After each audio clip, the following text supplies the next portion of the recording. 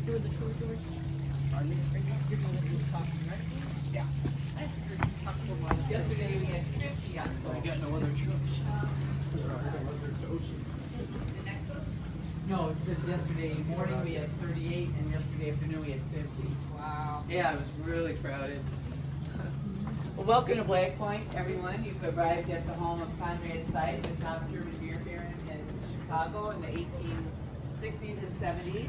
And he built this summer cottage that 4 generations of the same family lived in it for 117 summers.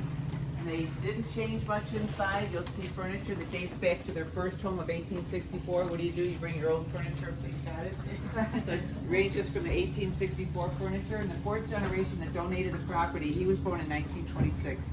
And he had the guacamole green shag carpet of the 1970s upstairs. The state wanted to get rid of it. They thought it was pretty hideous. But he said this just shows that 4 generations from 1888 until 2005 lived 117 summers here. And it's a true time capsule. And we have George, he'll be your excellent docent. I don't know if we'll be excellent today. Where are you guys from? Everybody. Milwaukee. Milwaukee? Illinois. Illinois? Chicago. Okay, there's a lot of intertwining information about Chicago. I don't think Lake Geneva would be here if it wasn't for all the movers and shakers that came up after the fire. And if you're from Wisconsin, we say welcome to your summer cottage because now it's owned by the state of Wisconsin, so you own just a little sliver of it. So when we go inside, there's a few rules that we have to abide by. We have carpet runners on the first floor. Just stay in the carpet runners and don't move from room to room until everybody goes together. The docents can continue the story. And you can take photos, but no flash. Silence your cell phone. There's no smoking anywhere on the property, inside or out. You can only bring bottled water in, no food or chewing gum of any kind or any other drinks. And if you have any large backpacks or purses or jackets or anything, you want to leave them out here, it's perfectly safe to do so. And without further ado, I will give you to George. Open my water for me. I just had wrist surgery and I'm not even strong enough to open up. There you go. Can't even open a can of beer. So, we're going to start the front door, folks. And, we'll see the first floor, we'll see the second floor.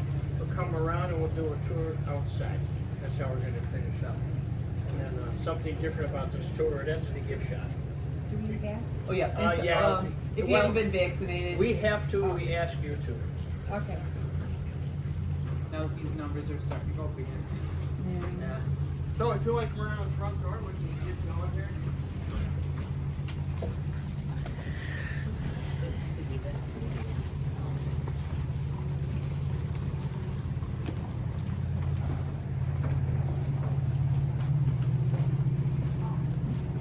Okay.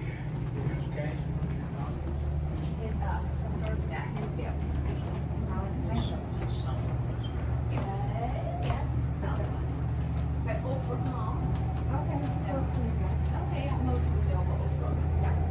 We don't have walls here. We just walk out the front door. Okay. 4 or 5 times. My name is George. We do the tour. I'm not looking at you. Where's that plan? Where's that plan swinging back and forth? Because some of the spooks that some people say they see around here are true. And I have see that. There have been sightings of people who have seen felt spirits in this house. That's not what I'm not making that up. I don't drink quite enough to have ever seen. Anyway, as Nancy said, the house was built by Conrad Seitz. He was a German beer baron, American, but came from Germany. Immigrated over here in 1849. Within 5 years, he bought his first brewery. Started brewing beer. By the late 1860s, he was a millionaire. He was on the threshold of being a millionaire. I think actually 1871 or 2 was when he reached that status. It was due to he didn't have a rich daddy or he didn't marry into money. He did it all himself. A very industrious man. He was one of the wealthiest men on this lake at the time. I think the captain pointed out the Wrigley Estate over here got a mile of shoreline. Right now at $35,000 a foot. That's what property is around here. If you live on the lake, if you want to live on the lake, that's what it's going to cost you, $35,000 a foot. So, they got a lot of property, right through this little clearing over here is where the old Schwinn bicycle mansion was. That's been subdivided like so many other places around here. Over here to the left is where the Schlitz money was. On the other end of the lake, a site, the boat will take you right by and do a little narration for you. Excuse me, the old Maytag washing machine people had an estate down here. A lot of money on this lake, there was and there still is. This gentleman here had just as much, if not more than most of them did, but they were very humble, very quiet family. They did a lot of good. You people from the Chicago area have heard of the Jane Addams Hall House. That was started by the granddaughter of the guy who built this house. I'll get into more of the family itself as you go on in the inside. But it's a Queen Anne style Victorian summer cottage. It's called a cottage because there's no insulation whatsoever in the house. The house is not meant to be lived in the wintertime. You couldn't do it. We come up here during the winter and maintain the place, and do some work around here, and it's almost unbearable because we're on the south shore, so we're getting the wind all the time, the winter wind. We're 100 feet off the water. We're the highest elevation on the lake. It's pretty breezy here. We call it a nice cooling breeze, although it's not existent today. I think we got some stuff coming in later on, some bad stuff. Usually it's a pretty cooling breeze we have here. Today, like you say, you're not going to feel it. It's going to get muggy upstairs. That's why we're going to try to zip through you upstairs. I'm going to tell you as much as I can outside here before we go inside and I start doing it. They used to come up here and spend the summers, usually around Memorial Day, and they usually leave anywhere from right after Labor Day to the end of October. Of course, when the kids got a little bit older, they had to go back to school. That's what dictated that. They were a very, very industrious family. Now, by the time the second and third generation was taking this place over, they didn't have to work at all, but they did. They continued to better themselves financially, socially. They were very social people. It wasn't unusual to have 35 or 40 guests staying here for a period of anywhere from 2, 5, 10 days. It wasn't a 1-hour drive from Chicago like it used to be, like it is today. It was a full day trip by horse and buggy or wagon, however you got up here. Even in the early days of the automobiles, you had to figure on getting a flat tire when you got around half day, and that's why it's called half day Illinois, because it usually took a half a day to get up here from there. A lot of the comparisons we refer to today are due to the Chicago influence around here, and I don't mean that in a bad way. It's just a fact that the Chicago people have had a lot of positive influence in this place. The fact that most of them have money and it's $35,000 a foot, you want to live in this lake, you got to have a few bucks in your pocket. They've kept the lake beautiful. It's a spring-fed, very clear lake. Deepest spot is right over this lady's shoulder here, 145 feet deep. It's the second deepest inland lake in the state of Wisconsin, the first being Green Lake. It's 7.5 miles long. It's a glaciated lake. When the glaciers retreated about 15,000 years ago, they left a big chunk of ice sitting out here. And that's what formed this lake. It settled down deep enough, it opened up a bunch of natural springs. That's how the lake gets filled up. During the winter, they have to draw it down. They do that with a series of gates they have in town. It empties into the White River. They have to draw the ice down quite a bit because we'll have anywhere from 30 to 40 inches of ice here in the wintertime. And when you get 7.5 miles of ice, it starts breaking up around the shore. It wants to move, it moves, it goes wherever it wants. So they have to draw the lake down so there's minimal damage to the shoreline. Excuse me, you're not allowed to have anything, excuse me, like a boat or a bull hoist on this lake after November 1st. If you do, they take it off and they charge you and fine you for it. Very strict with this lake, but it's a good thing. It looks like you can maybe see the bottom down there today when you came in. It's beautifully calm. You can count the weeds and the bluegills and the bass swimming around down there. So it's a beautiful lake, and they spend a lot of money keeping it that way. In fact, they're putting one of the watch boats right now. So, any questions you have throughout the tour, please go ahead and throw them at me. If I don't have an answer, I'll make something up because you've never been here before. Call me a liar when you get home. Yeah, she knows a little bit. She'll keep me honest. And when there's like, you know what, a yoga, we'll get going. No, that's okay. I'm a smart guy. All right, please, if you have any questions throughout the course of your tour, go ahead and throw them at me. I have to put this thing on. I hate it. I despise it. I've got to put it on because I work for the state. Our governor says put it on. Okay. But But there is a person behind this mask. Yeah, okay. So let's go on into the foyer here, the welcoming area. Thank you. Not too bad here yet.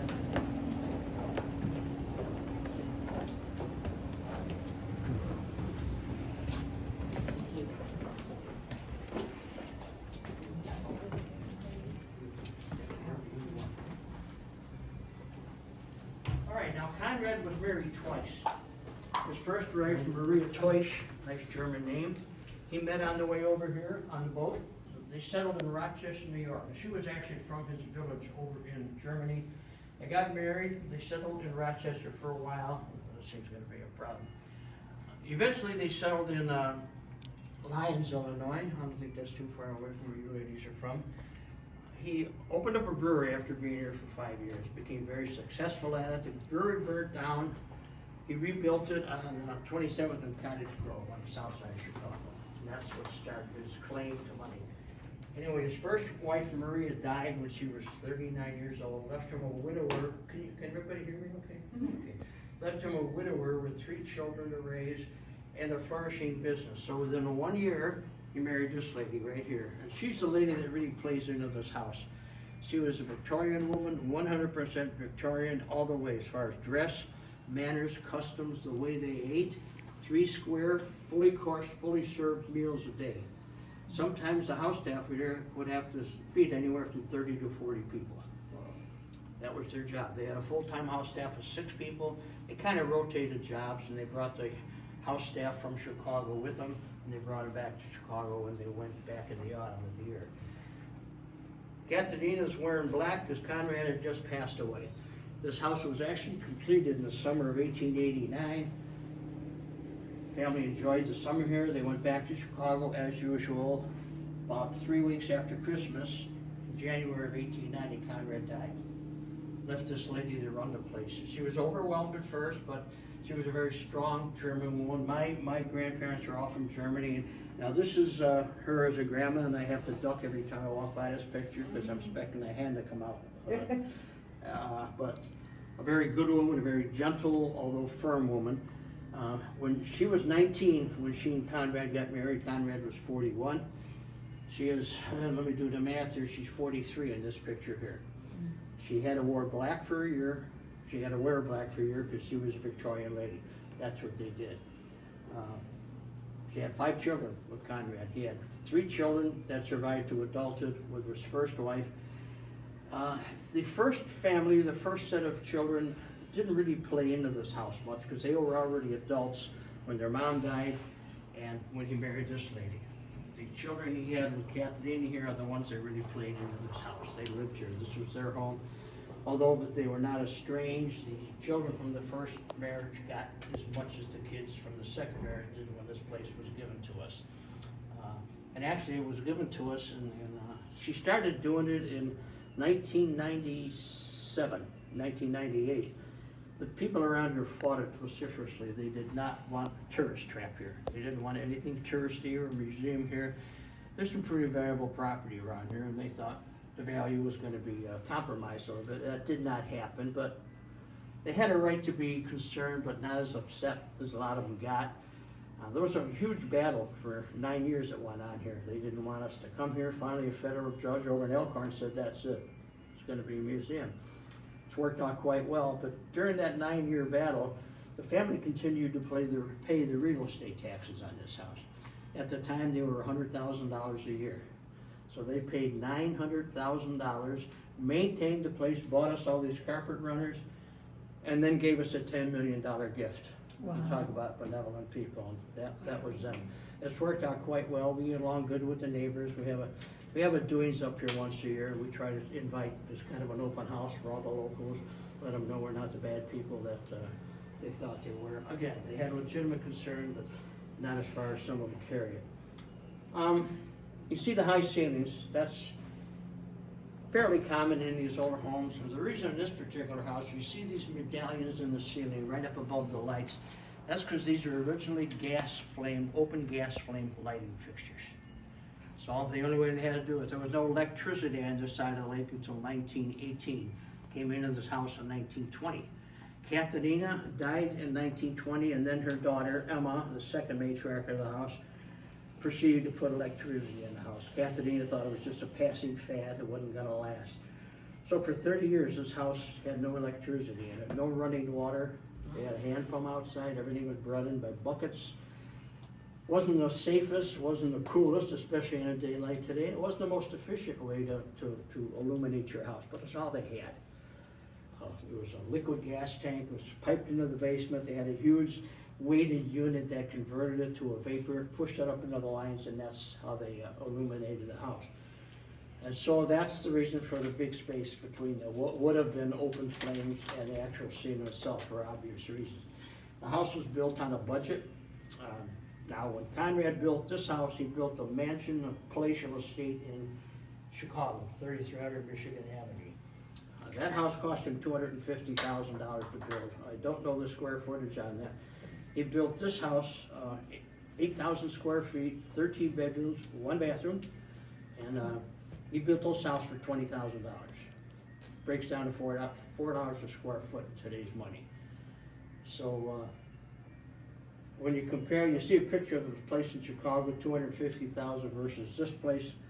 I won't say he got a deal, but that's what the difference in cost was between the two houses. The only hardwood in the place is the floor. The rest of it is all soft pine. That's why it's painted, not stained, because the architect had to work within a budget. There's 4 main rooms downstairs. Now we'll do the first floor, we'll do the second floor. We do not do the third floor because of a time factor. Gage Marine wants you back down there 1:15. We don't want to interrupt their schedule. Basically, you'd be seeing the same footprint as the second floor, with the exception of a tutor. They had a summer tutor that spent the whole summer here tutoring the children. These people didn't sit around playing croquet and smoking cigars. They were very industrious people. She had a room up there, so that is their 6 bedrooms, and then the tutor's room. So there was actually 13 bedrooms in this house, and 1 bathroom when it was built. That must have been a picnic after a beer bust, huh? I'm going to show you one thing. Excuse me, man. Each room is separated from the other room and the hallway here by these pocket doors. And now these, we didn't grease them up or anything like that. And it's a testament to the workmanship in this house. Everything was brought up the side of the hill, assembled out in the yard, and then assembled back in the house to make a house out of it. So it was very good craftsmanship in this, good old German ingenuity. These were there for aesthetic reasons, to help soften the look a little bit.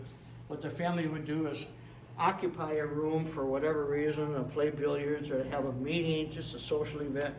If it was a little cool outside, kind of a cold rainy day, they would shut these doors and stoke up a fire in one of the 4 fireplaces. That's the reason for the privacy doors here. Not used too often, but when they did, that's what they were for. So let's come into the music room here, please.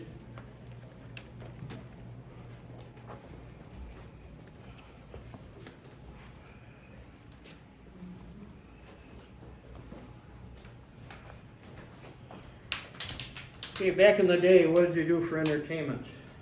Before television, before telephones, before radio? This particular family made their own music. They had a family band. It was headed up by their eldest daughter, Emma. Here she is when she's 14 years old, this portrait. Here she is over here, here's her grandma. She ruled the roost after her mother passed away in 1920. She played this